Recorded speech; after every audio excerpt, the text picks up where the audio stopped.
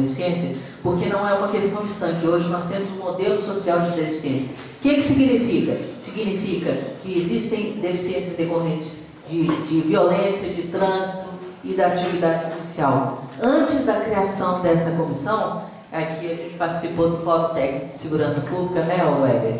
E eu fui relatora de uma Câmara Técnica, onde a gente construiu propostas com relação à atenção dos profissionais de segurança, de defesa social e segurança pública. E elencamos várias situações em que era necessário a atenção e o apreço a esses profissionais para que não decorressem deficiências mais graves que pudessem levar ele às situações.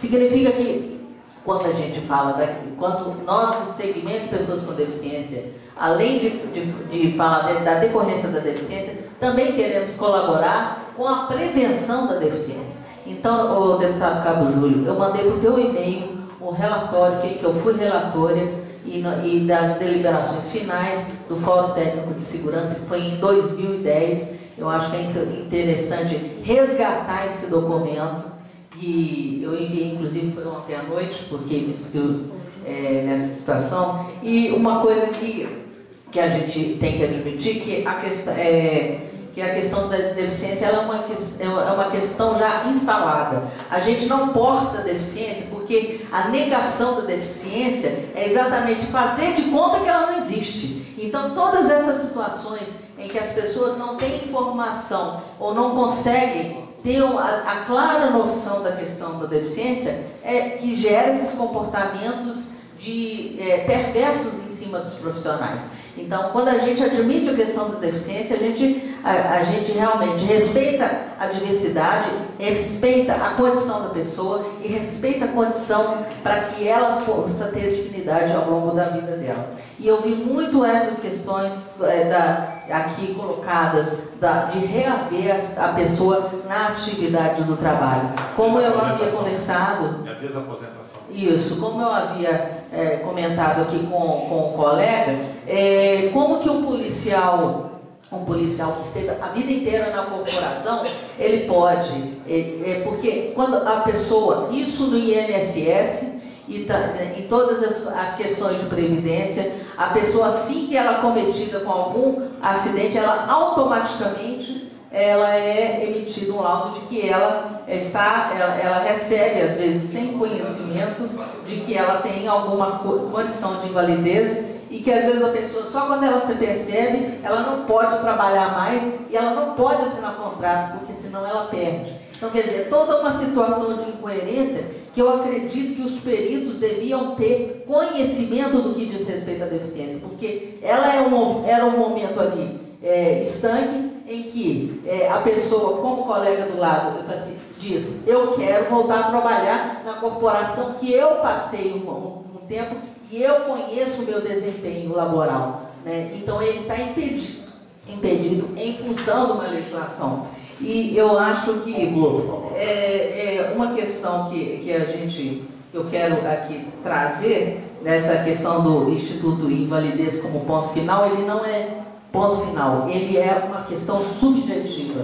Isso é o que nós avaliamos. Ela é subjetiva e que, às vezes, por uma falta de percepção e informação, a pessoa estabelece aquela situação. Eu gostaria de te colocar também que o Ministério Público, semana passada, eu só preciso trazer essa informação, que eu acho que vai colaborar muito com os seus trabalhos. É uma questão rara.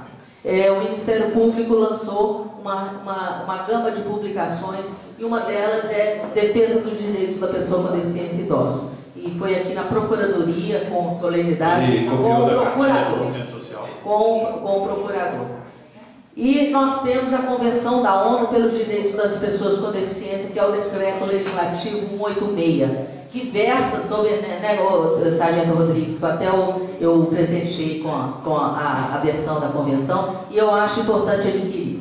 E eu acho que a legislação deveria se embasar com base na Convenção, porque eu acho que ela vai trazer um embasamento, porque hoje ela emenda a Constituição Federal, ela vai trazer um embasamento de todas essas questões colocadas.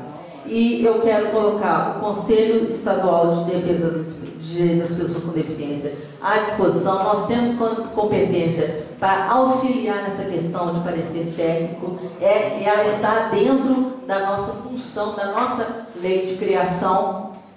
E convidar vocês a participar das reuniões. A nossa próxima é no próximo dia 22, vai ser no CRES, mas eu deixo o telefone, porque eu não sei o endereço de cor lá do CRES, é o 3270-3621, e aí o senhor pode consultar onde vai ser as questões.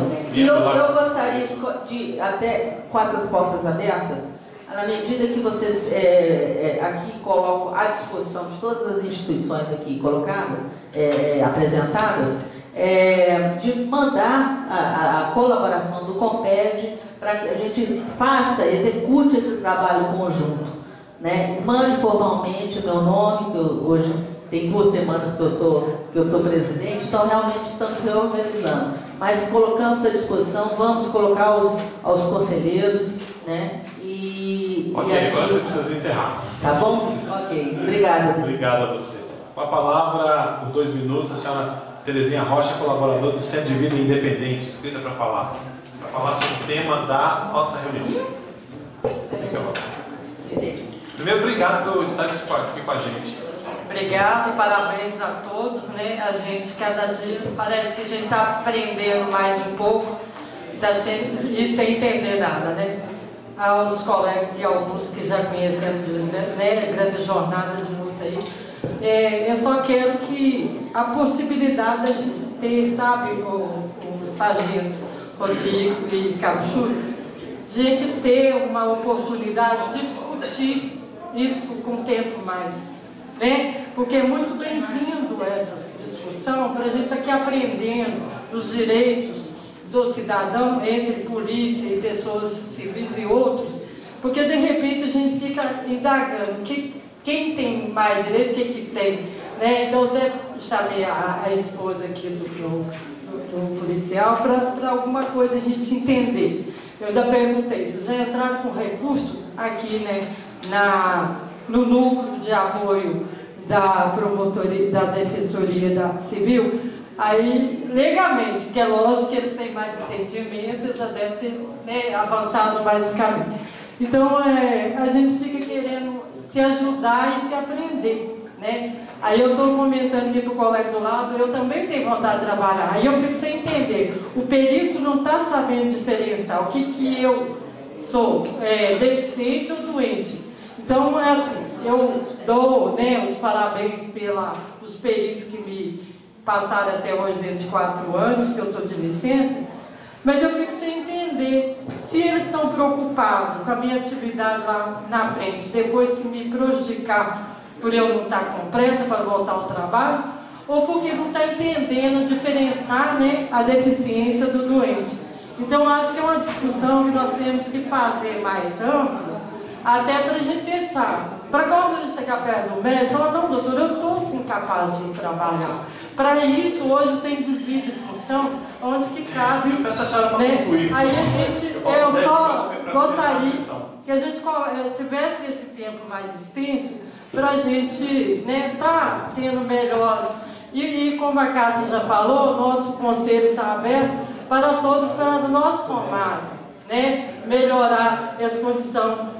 O tempo é curto para a gente saber, no caso dele, se a saúde banca a despesa dele, ou ele compra tudo, que até onde a gente sabe, a saúde é obrigada com medicamentos e outros. Então, para isso, a gente precisa desse tempo para trocar essas ideias, essas informações. Tá bom? Obrigado. A gente já está mais de quase 3 horas e meia. Com a palavra, o soldado Cabo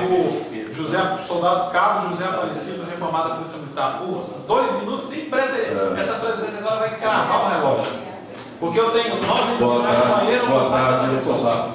Eu só queria perguntar ao Sr. Coronel Marco, que ele disse que não tem interferência. Me reformaram com transtorno bipolar. Nunca fui internado, nunca tomei remédio. Trabalho no DAE, onde ele frequenta com a família dele. Trabalho armado. E como não tem interferência? Como não tem interferência? Eu nunca fui internado, nunca. 2 tenentes, Tenente Ângelo, Tenente Mauro, simplesmente falaram que eu tenho um transtorno bipolar. A minha médica, em 97, quando estava com a morte de polícia, eu travei. Isso faz parte do ser humano. Morreram 2 amigos meus, mas o Cabo Valério, naquele fatídico dia, eu travei. Eu fui procurar uma médica para me ajudar. Doutora Jussara, doutor Jussara, o senhor conhece. Eu encontro com ela todo dia e falo, olha, eu nunca te tratei de transtorno bipolar. Como é que o senhor disse que não tem? Tem sim. Tem sim. E vou mais uma. Eu tenho um policial, não vou citar o nome dele. O coronel, ele ia ser reformado pela junta. Certo? Ele ia ser reformado pela junta. O coronel Renato ligou, já falei isso aqui uma vez. Ligou para a junta e falou que não era para reformar o cara. Hoje ele é 3º sargento. Sabe por que queria reformar o cara? Esquizofrenia. Quando eu entrei na polícia, eu trabalhei 23 anos. Eu entrei, fiz todos os exames. Normal. O psiquiatra assinou normal. Como é que não tem, senhor? Tem sim. O senhor está mentindo aqui perante todo mundo. O senhor está enganado. O senhor desculpa, mas o senhor está enganado. O senhor está enganado. Só um minutinho. Vamos retirar essa palavra, porque... Eu peço desculpa pela palavra. Eu peço desculpa pela palavra. Mas o senhor está enganado. O senhor está enganado. Tá bom. Tá Obrigado. certo? Agradeço. Porque a minha psiquiatra, ela disse, você não tem, eu nunca te tratei. Por que nunca me deram a chance de voltar e fazer exame? Eu trabalho, carteira assinada. Olha só. Muito obrigado. Nós vamos incluir o seu caso nesses pedidos de reavaliações que eu vi e a gente torna a falar. Inclusive tem outra. Um rapaz entrou na... Fazemos, ok? Eu peço que você inclua o caso dele. Pedindo a reforma. Deixa eu só falar o seu número de polícia. 089 543 dígito 3. Tem 11 anos que eu trabalho no mesmo lugar. 11. Ok. 2 deputados me conhecem. O senhor também, todos vocês. Vamos lá. Com a palavra por 2 minutos para a gente encerrar. Soldado Paulo Sérgio está aí? Teófilo Antônio? Tá não? Então, o sargento... Cadê? Com a palavra o soldado Paulo Sérgio Gonçalves de Paula, do 19º Batalhão. Boa tarde a todos vocês, senhores representantes da mesa, senhores coronéis, J7, representantes do comandante-geral.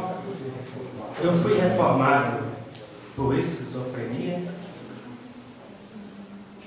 sendo julgado definitivamente inválido a todos os serviços de natureza policial, militar e civil. Porém, não sendo em desempenho das funções. Agora, não tenho direito à reforma, não tenho direito a ser promovido a cabo, porque não foi em desempenho das minhas atividades, sendo que eu passei todos os exames da Polícia Militar. Essa é a minha dúvida. Ok. O senhor fala o seu número, por favor? 111, 606. 606, certo. Ok, obrigado. E para encerrar por 2 minutos, Sargento José Luiz Barbosa, da Associação Cidadania e Dignidade. 2 milimétricos minutos. Boa tarde a todos. Eu só gostaria de fazer umas pequenas observações em cima da fala, principalmente, do objetivo da reunião da comissão. Primeiro, eu gostaria de parabenizar o Centro Social de Cabo Soldado pelo lançamento da cartilha. Eu acho que, mais do que nunca, nós estamos num momento extremamente importante, nós precisamos discutir direito mesmo. E louvar, principalmente, a iniciativa da comissão que está trazendo essa discussão, porque é, de fato, uma realidade, uma situação nova que a Polícia Militar está enfrentando. E vou dizer mais, nós estamos vivendo, enquanto instituição, certo, uma crise de identidade. Se nós tínhamos um estatuto que nos garantia uma série de direitos em função do nosso status jurídico essencialmente militar, hoje nós temos uma nova realidade em função da própria evolução da atividade. Nós estamos hoje vivendo eminentemente e executando atividade policial e cada vez mais nos afastando do militarismo. E eu, por mim, já há 10 anos que eu defendo e acho que o militarismo está em vias de extinção como modelo de organização para a segurança pública brasileira. Obviamente que nós sabemos que essa discussão ela ganha corpo a cada momento que as forças de segurança são alvo de críticas, e com razão, muitas vezes, por conta da sua atuação e por conta de, obviamente, não se fazer uma discussão mais ampla do ponto de vista institucional e de Estado para se varrer esses resquícios que ainda restaram e que ainda permeiam nossas relações internas do ponto de vista hierárquico funcional, que estão vinculados ao regime de exceção. Então, a cultura de se interpretar restritivamente a legislação, ela é fruto de um período de cassação de direitos, e que nós não conseguimos ainda superar enquanto instituição. Então, eu acredito o seguinte, que esse momento, e eu acho que isso tem que ser reproduzido mais e mais vezes, é a gente sentar numa mesa redonda com quem conhece, com quem vive mais essa realidade, com quem conhece essa situação, para que a gente possa construir efetivamente uma legislação que possa garantir direitos trabalhistas numa visão da peculiaridade, da responsabilidade, da complexidade da atividade policial. Não se trata de defender, não se trata de se buscar nada que seja privilégio. Obrigado. Mas que se adeque principalmente à especialidade da nossa profissão, porque ela nos exige, inclusive, o sacrifício da própria vida para defender o cidadão. Muito obrigado. Eu quero agradecer a presença de todos, instituições, as outras entidades, as pessoas que aqui estão. Vamos aguardar os desdobramentos para a gente construir juntos soluções.